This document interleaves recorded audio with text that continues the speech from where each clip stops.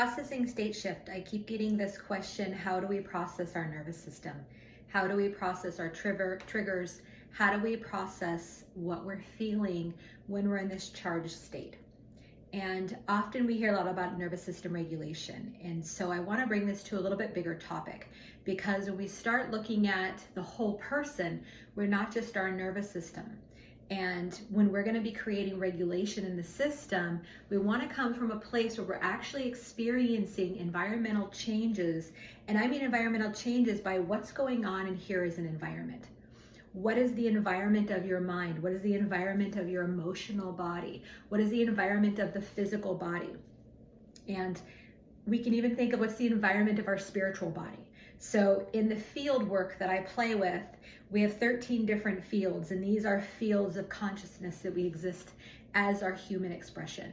I like to think of as our way that we go about the world and interact with the larger fields, but we store all this information, and we often hear about field work, we hear about collective field, but we are actually a repeating pattern of these fields, and the fields play together depending on what information is being expressed.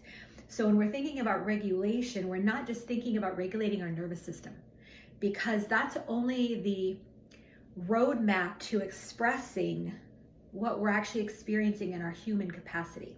So the brain and the nervous system are just these roads that information flows down. And yes, there is a huge understanding of trauma and how our nervous system's responding, and how to regulate going from fight, flight, freeze, right, collapse, all these different states are regulating our nervous system. But when we're processing a healing response, understanding what version, what part of your field, what part of you is having an environmental shift that is creating the dysregulation will determine how you process the energy. And it is more than just I'm sitting with my nervous system regulation, I'm regulating myself, We are actually processing and healing the energy coming up, not just trying to calm down a charge. We're not trying to escape a charge. When we experience something, it's because our system, our human, is actually trying to push it up, like the volcano rumbling from the earth, bringing it up to the top. So when you're experiencing symptoms, regardless of what field, body, human part of you is experiencing that's because that part of you is actually releasing something. It's trying to get up to be integrated, because your frequency as a whole is now no longer allowing it to be habitable. It's this way of the system is healing, and we are in a new resonant state.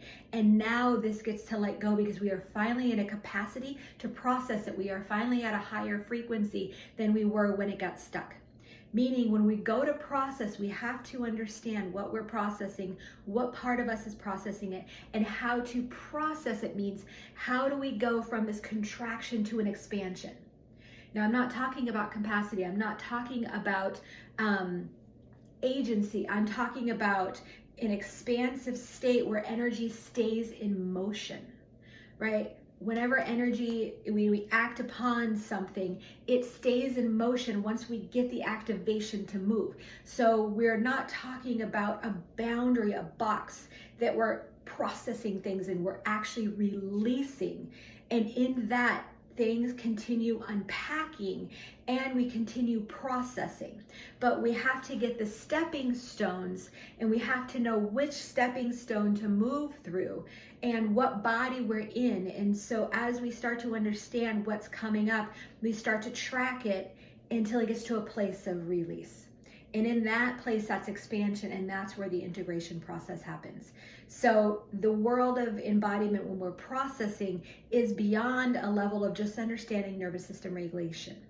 It's beyond just understanding breath. It's actually where in your human layers is this coming up, and what does it need?